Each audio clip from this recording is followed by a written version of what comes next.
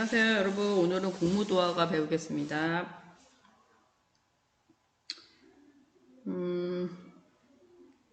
이 화면이 이렇게 합시다. 자, 공무도화가 교과서 168쪽에 있고요.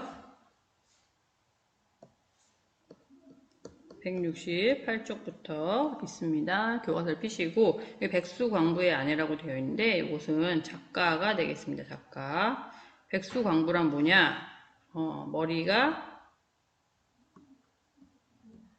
하얀, 그러니까 뭐 백발이겠죠? 미친 남자가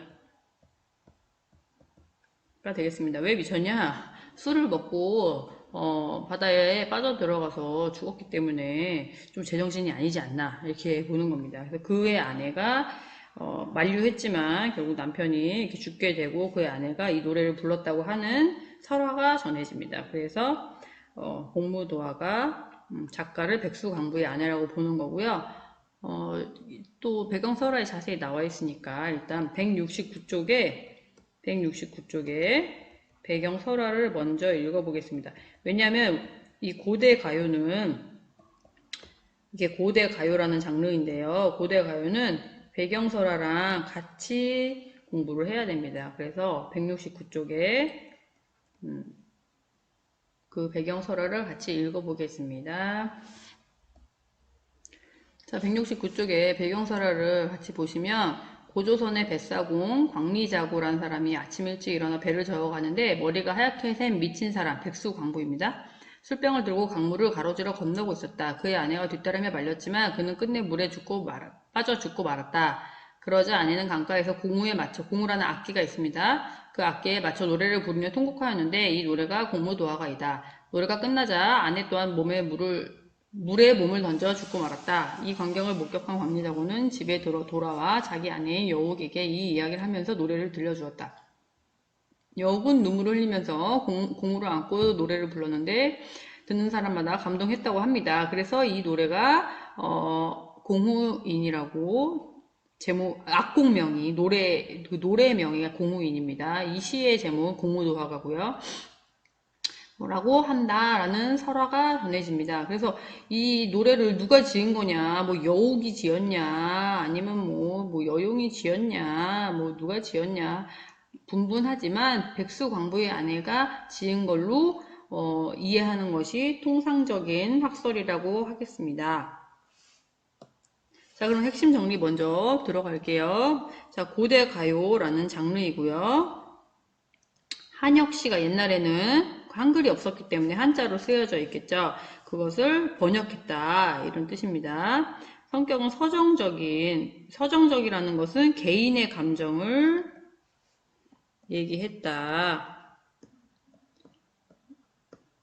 라는 거예요. 그 다음에 슬프다. 남편이 죽었으니까요. 그 다음에 체념적이다. 그러나 가시님을 어찌할꼬 이러면서 마지막에 체념적 태도가 나타나거든요. 이런 성격이 있고, 자, 특징 이거 중요합니다. 집단 가요에서 개인적 서정시로 넘어가는 과도기적 작품입니다. 자, 고대 가요는 처음에는 아주 옛날에 있었던 노래니까 처음에는 뭐였겠어요? 우리가 무슨 부족 단위 생활을 할 때 뭐 이렇게 사냥을 많이 하게 해달라든지 아니면 농사를 져서 수확을 많이 거두게 해달라든지 아니면 출산을 많이 해서 건강하게 아이들이 자라게 해달라든지 뭔가 기원하는 뭐 노래나 뭐 춤이나 그쵸? 뭐 이런 시라든가 시 같은 이런 것들이 합쳐진 것들을 불렀겠죠. 뭔가 춤을 추면서 노래를 불렀겠죠. 이거를 원시 종합 예술이라고 하는데 원시 종합 예술의 형태였다가 그것이 나중에는 이것은 집단의 노래였죠. 집단의 서사시라 할 수 있겠죠. 근데 이것이 개인의 감정을 담은 개인적 서정시로 발전하게 됩니다. 점점 집단의 노래보다는 개인의 노래가 많이 나오게 되는데 이 과도기적 작품이다. 그런 뜻이에요. 문헌상으로는 가장 오래된 서정시가입니다. 그 다음에 원형적 심상을 지닌 소재로, 아이고, 이게 잘 안 보여. 자, 아이고, 미안합니다.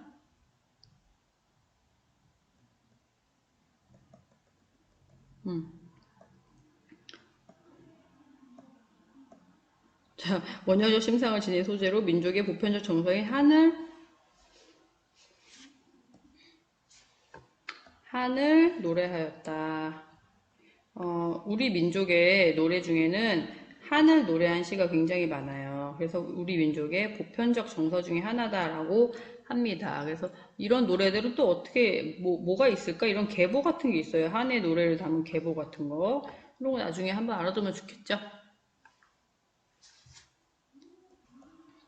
그래서 이 제재는 물을 건너는 임이 제재가 되겠고요. 주제는 임을 여인 슬픔.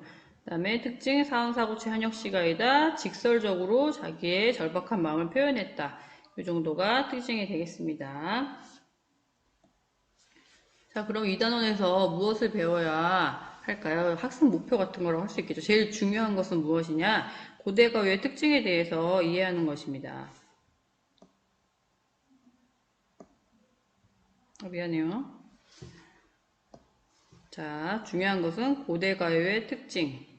그 다음에 여기서 중요한 소재, 원형적 소재가 나오는데 물이라는 것이 나오거든요. 근데 그 물의 의미와 기능이 계속 변화하는 게 있어요. 조금씩 변화하는 게 있어요. 이걸 좀 알아둬야 되고, 이별에 대한 화자의 정서와 태도. 그 다음에 다른 고대가요 두 가지 배울 겁니다. 구지가와 황조가 두 가지 배울 건데 비교하면서 배우면 좋겠죠. 자, 그러면 원문 및 해석을 보겠습니다. 공무도하 임이여 그 물을 건너지 마오라고 해석할 수 있겠습니다. 자, 여기서의 임은 누구입니까? 백수 광부라고 칭해지는 남자죠. 머리가 하얀 미친 사람. 자, 여기서 아내의 남편이 되겠습니다. 그 물을 건너지 마오 했죠? 이 물이 중심 소재가 되고요. 여기서는 그 물을 건너지 마세요라는 것은 임에 대한 시적 화자의 사랑을 의미하는 소재가 물이 되겠어요. 그 물을 건너지 마오 라고 얘기하잖아요.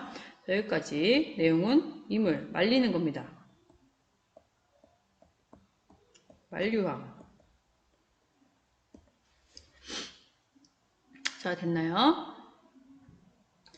공경도화. 임은 그의 물을 건너시네. 자, 임은 물을 건너고 말았습니다. 여기서 또 물이 나오죠?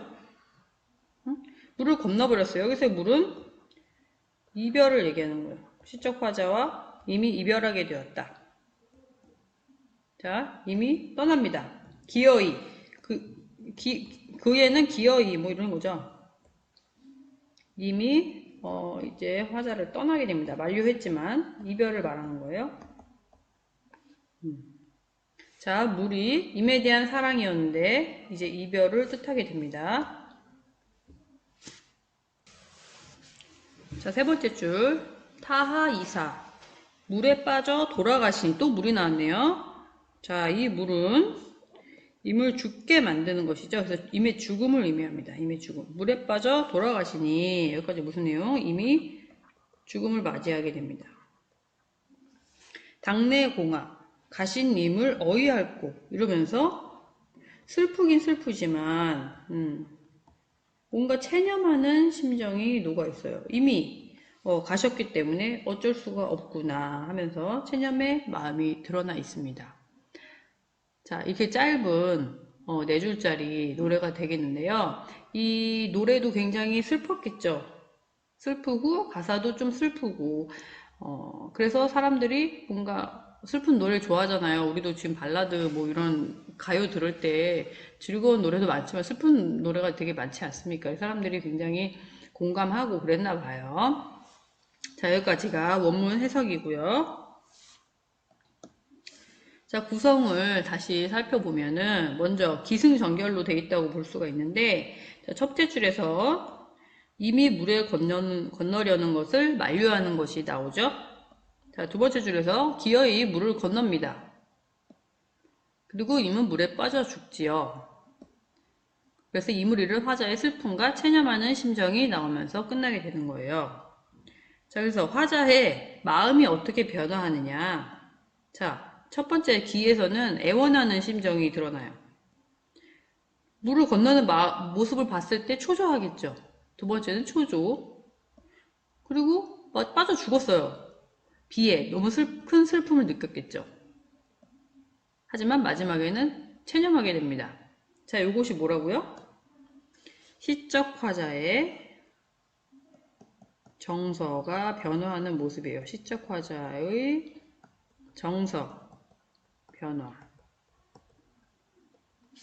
애원하는 심정이었다가 초조했다가 끝내 죽고 마니까 슬펐다가 체념했다가 이렇게 이것이 이 노래에서 가장 그래도 좀 중요한 게 아닌가 싶어요. 그 다음에 기승까지는 이제 이미 떠났다라는 것이 중심 내용이고요. 전결에서는 이제 이미 죽음, 뭐 이렇게 정리해 본 거예요.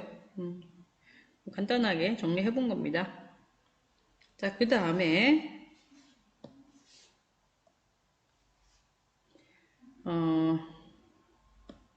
물의 이미지가 변화하는 거 아까 필기했죠. 다시 정리를 해보겠습니다. 자, 화자가 임을 바라보고 있어요.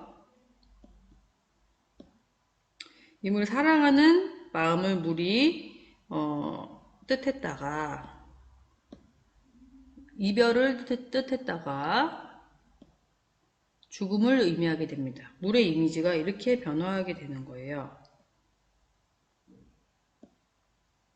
자, 이렇게 됩니다. 처음에 임에 대한 나의 사랑을 뜻했다가 이별, 죽음을 의미하게 된다. 이런 물은 우리 불 이런 것은 예전 아주 원시 시대 때부터 나온 그런 그리스 로마 신화 이런 거에도 나온 원형적 인간이라면 누구나 가지고 있는 원형적 심상이라고 해요. 그 원형적 심상의 하나입니다. 그래서 이 물의 이미지 변화하는 모습 이런 것도 알아두면 좋겠습니다.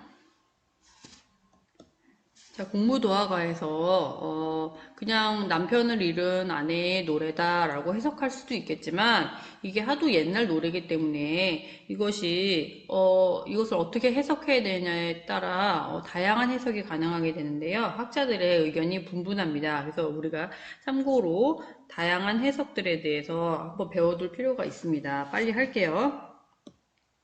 자, 이것을 평범한 부부의 비련의 이야기로 본다면 백수강부는 현실에 존재하는 그냥 평범한 남편, 조금 술 주정뱅이 남편, 아내는 현실적인 아내라고 볼 수가 있겠습니다. 이렇게 보는 해석이 있고요. 첫 번째. 두 번째는 이것은 무당이 버리는 어떤 의식이다라고 보는 관점이 있습니다. 이렇게 보면 백수강부는 무당이 되고요. 아내 또한 무당으로 해석할 수가 있습니다.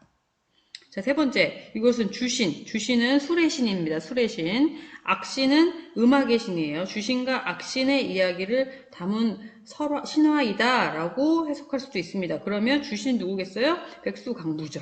그리고 악신은 아내겠죠. 둘 다 신적인 존재로 해석이 되는 겁니다. 알겠나요? 그 다음에 또 고대의 신화적인 질서가 흔들리면서 새로운 현실적인 질서가 나타나는 상황을 상징적으로 표현한 노래이다 라고 해석하는 사람도 있습니다. 이렇게 보면 백수강부는 신화적인 존재, 흔들리면서 사라지게 되죠. 죽게 되니까요. 신화는 이제 끝나는 거예요. 그리고 현실이 다가옵니다. 그래서 아내는 현실의 인간으로 해석하게 됩니다. 이 네 가지 대표적인 이론들이 있는데요. 참고로 알아두시고 이렇게 해석을 하면 백수강부와 아내는 어떻게 해석할 수 있는가라는 거를 알아두면 좋겠습니다. 필기도 해두면 좋겠죠. 자, 또 다른 고대가요와 비교해 보면서 공부해 보겠습니다. 두 번째 배울 고대가요는 구지가입니다. 구지가는 자, 귀하귀하, 수기현야, 약불현야, 번작이끼야 이렇게 돼 있는데요. 해석을 하면 거부가 머리를 내어라, 내놓지 않으면 구워서 먹으리 이렇게 되어 있습니다. 자, 이거는 이것도 창작 배경을 먼저 읽어볼게요. 자, 옛날 구지봉이란 산에서 모습은 보이지 않고 이상한 소리만 들렸어요. 그 소리는 황천께서 내게 명령하시기를 이곳에서 나라를 새롭게 하여 왕이 되라 하셨다. 아이고, 다시 할게요. 자, 왕이 되라 하셨다. 왕의 탄생설화가 되겠네요. 내가 일부러 여기 내려왔으니 너희들은 마땅히 산꼭대기에서 흙을 파면서 노래를 부르고 춤을 추어서 뭔가 원시 종합 예술의 모습이 보이는 것 같죠? 그래서 나를 맞이하도록 하여라. 이에 그 구간, 추장을 의미합니다. 이 구간과 마을 사람들이 땅에 엎드려 빌고 구지가를 부르며 춤을 추었다. 12월 후에 황금알 6이 내려와 사람으로 변하였는데, 황금알이 내려와서 사람으로 변하였는데 그중 처음으로 나온 사람이 수로왕 알죠? 수로왕. 그가 세운 나라를 가락국이라 하였다. 라는 것이 구지가의 창작 배경입니다. 그러니까 한마디로 수로왕이 탄생하여 가락국을 세우게 된 건국 설화 중에 하나가 되겠죠. 그 과정에서 불린 노래가 구지가라는 거예요. 자, 다시 앞으로 돌아가겠습니다.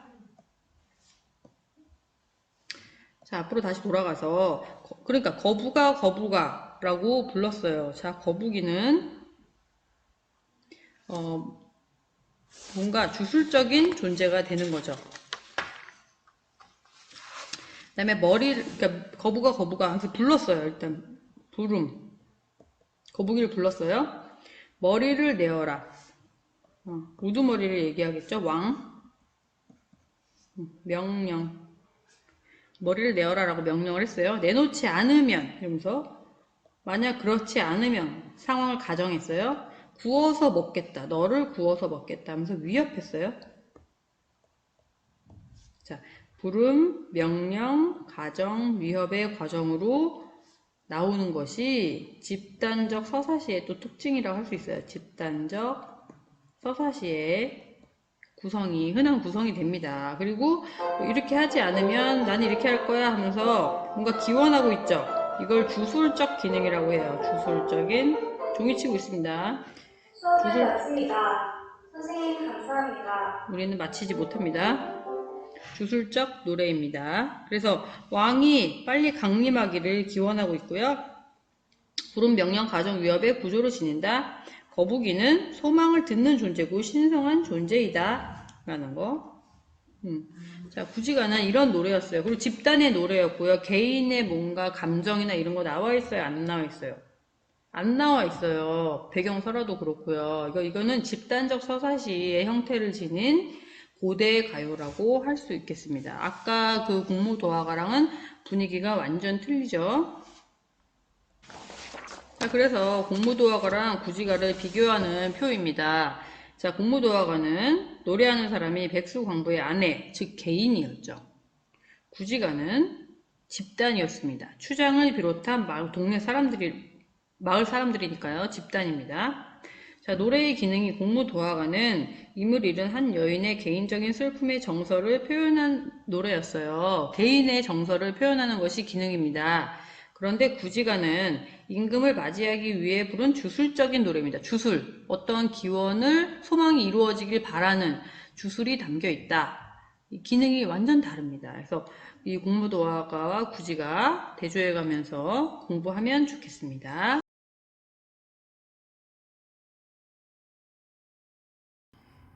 네, 그러면 학습활동 교과서 170쪽에서 171쪽까지 학습활동 풀어보겠습니다.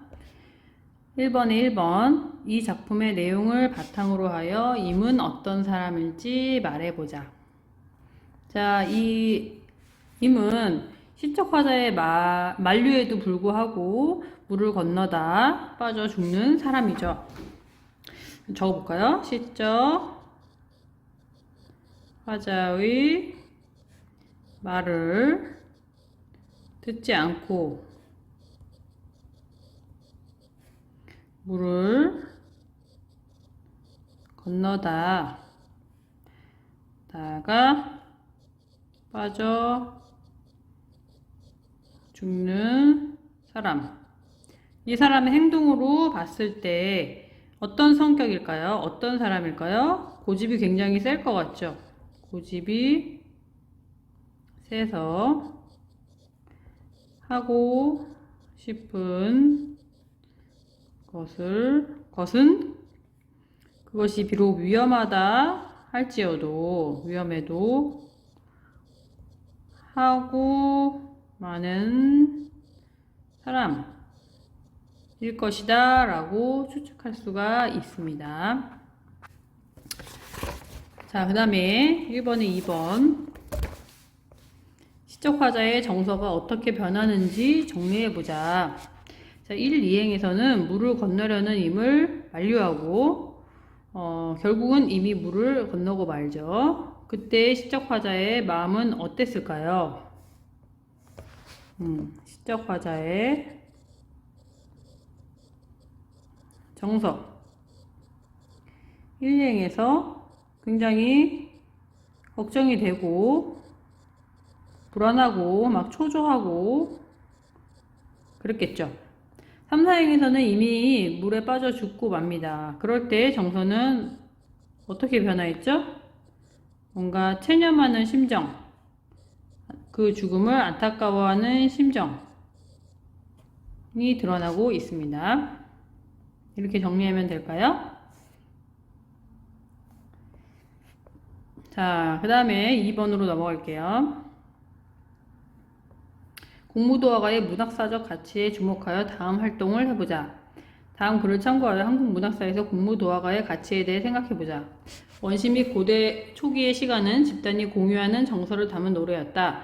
또한 국중 대회와 같은 집단적 행사에서 주로 불렀기 때문에 이러한 노래는 주술적이거나 제의적인 요소가 발견되기도 한다.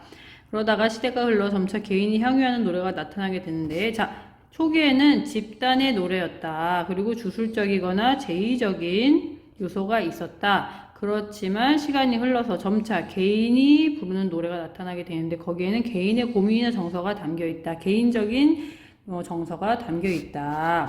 자, 그럼 공무도화가는 집단의 노래인가요? 개인의 노래인가요? 굳이 따지자면 개인의 정서를 담은 노래가 되겠죠. 정리를 하자면 우리 고대 문학에서 개인 서정시가 출연한 사례로 볼 수 있다라는 문학사적 가치가 있습니다. 문학사적 가치, 개인 서정시의 출연을 알 수 있습니다. 그 전에는 집단 서사시가 많았어요. 자, 그 다음에 다음 문제로 넘어갈게요. 자, 이 작품에서 물이 지닌 상징적 의미는 무엇인지 말해보자. 그리고 한국 문학의 전통에서 물의 의미가 공무도화가랑 유사한 작품이 있다면 무엇이냐. 자, 공무도화가에서 물의 의미는 주로 사랑, 임에 대한 나의 사랑, 임과의 이별, 결국 맞이하는 죽음, 이런 것을 의미하고 있었죠. 물의 의미가 공무도화가 유사한 작품은, 이런 유사한 의미가 담겨 있는 작품은 정지상의 송인이라는 작품이 있습니다. 이것을 개인적으로 좀 찾아보길 바랍니다. 이것까지 하기에는 너무 시간이 없기 때문에. 하지만 이게 중요한 작품이에요. 굉장히 유사하거든요. 찾아보시기를 바랍니다. 인터넷에 찾으면 나옵니다. 그 다음에 3번. 자, 다음은 고구려의 노래인 황조가와 그 배경 설화이다. 그 배경 설화와 함께 작품을 감상하고 다음 활동을 해보자. 자, 유리왕이 지었다고 나와 있어요. 그리고 황조가 꾀꼬리 노래가 되겠습니다. 자, 여기서 배경 설화를 먼저 감상하라고 했는데 그 내용을 간단하게 얘기해 주면은 그 유리왕이 이제 두 명의 왕비가 있었던 거예요. 왕비 1이 있고 왕비 2가 있었습니다. 근데 그 둘이 사이가 뭐 좋을 수도 있겠지만 사이가 안 좋았던 거예요. 사이가 안 좋아서 한 명이 서로 이렇게 싸우다가 한 명이 떠나버립니다. 이렇게 자기 나라로 돌아가 버렸어요. 원래 다른 나라에서 시집 온 공주였는데, 그리고 유리왕이 쫓아가서 설득하지만 결국에는 자기 그 설득에 넘어가지 않고 헤어지게 돼요. 그래서 유리왕이 슬퍼하면서 이 노래를 불렀다고 합니다. 자, 펄펄 나는 저 꾀꼬리, 암수가 서로 정답구나.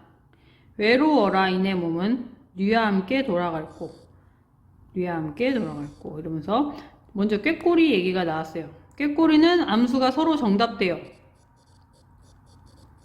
그러면은 지금 혼자 다시 돌아가야 하는 나의 처지와는 반대되는 거죠. 그러니까 꾀꼬리는 여기서 객관적 상관물이고, 또한 나의 처지와 대조되는 대조적 자연물이 되겠습니다. 나는 이렇게 외로운데 얘는 너무 정다워. 그래서 나의 처지가 더욱 비참해집니다. 그래서 나의 정서가, 나의 감정이 나와버렸어요. 외로움. 너무 외롭대요. 나 혼자 돌아가야 되니까요. 뉘와 함께 돌아갈고 하면서 직접적인 감정을 표출해버렸어요. 자, 자기의 개인적인 감정을 표출하는 것을 뭐라 그러죠? 개인적 서정시라고 합니다. 개인적 서정시의 특징을 보여주는 고구려 노래 황조가가 되겠습니다. 자, 그러면 황조가와 공무노화가의 시적 화자가 처한 상황의 공통점과 차이점을 말해보자 라고 했는데, 일단 공통점은 시적 화자가 임과 이별했다는 겁니다. 이별한 상황에 처해 있다. 자, 차이점은 황조가는 죽음으로 인한 이별은 아니었다는 거죠. 황조가와는 달리 공무도화가는 에서는 이미 죽었기 때문에